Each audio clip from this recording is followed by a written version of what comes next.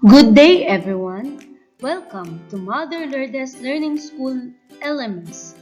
Today, our discussion is all about sacred music of Luzon.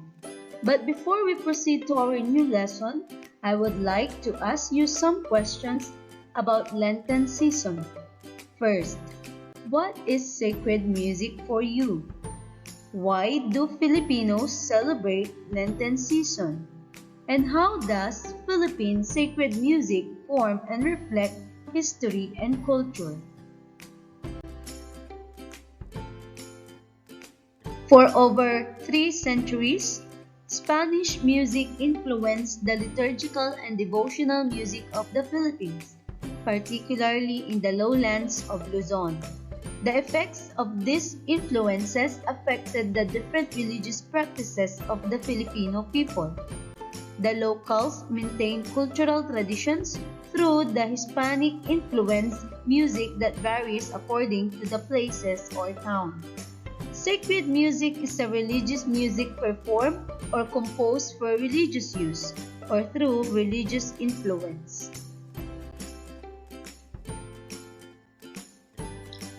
One of the influence of the Spaniards to the Filipinos is Mass.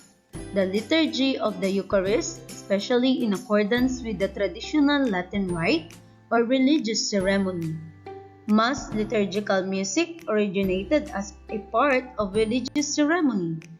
Mass is one of the names by which the sacrament of the Eucharist is commonly called in Roman Catholic Church.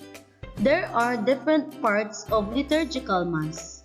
The first is Kyrie, which means Panginoon maawa ka. The second one is Gloria, which means Papuri. The third one is Alleluia. And the next one is Credo for sumasampalataya. The next one is Santos, Pater Noster for Ama Namin. And the last one is Agnus Dei or Cordero ng Diyos.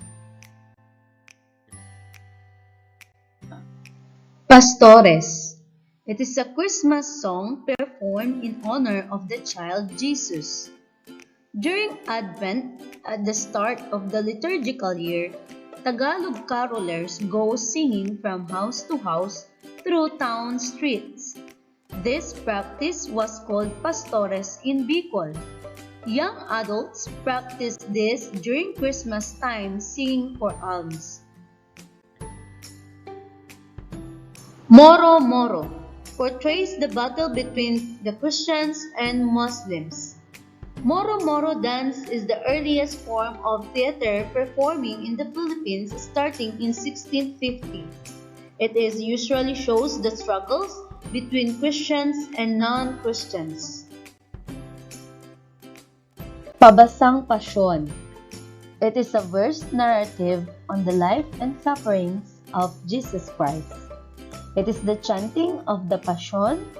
This verse is based on the Bible and is practiced every Holy Week. Sinaculo, a Lenten play that describes events from the Old and New Testaments related to the life, suffering, and death of Christ. Sinaculo is a stage drama of the Passion of the Christ presented during Holy Week. Actors are dressed and act like the faithful and the Roman soldiers, playing specific roles in the life, death, and resurrection of Jesus Christ. The next one is Salubong. It is a celebration done early morning in the plaza before the dawn mass. It is celebrated every Easter Sunday. It begins with the separate processions of the Veiled Mater Dolorosa and the Eastern Christ.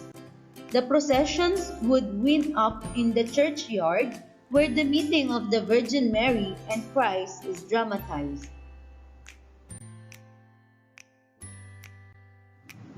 Flores de Mayo. It is celebrated in honor of the Virgin Mary. Flowers of May or Flores de Mayo, as we call the festival, is celebrated in May. This month, most flowers are in bloom. In adoration, flowers are offered along with singing of hymns and songs for the Blessed Virgin Mary. Santa Cruzan. It is a devotion honoring Saint Helena, known as Reina Elena, and the Emperor Constantine finding the true cross in Jerusalem.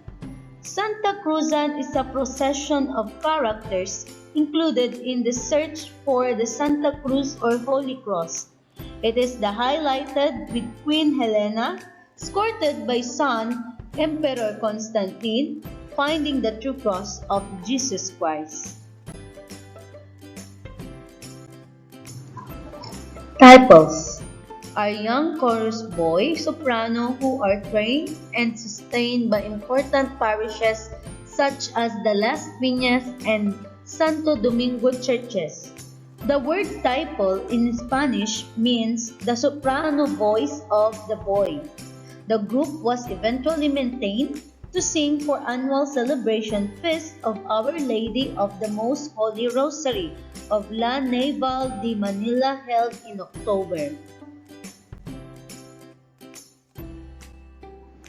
And for the instrumental use for sacred music in the Philippines is bamboo organ of Las Piñas. Bamboo organ is an important landmark of the Philippine history and culture. It is the pride of the town of Las Piñas. The bamboo organ is located at the St. Joseph Parish Church in Las Piñas City. It is a 19th century church organ with the unique organ pipes made almost entirely of bamboo. Did you know that there are 950 pieces of bamboo pipes used in the constructions of the bamboo organ? They are buried beside the sea for almost 6 months for treatment.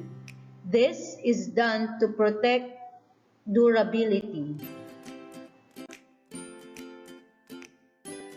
That ends our lesson for today.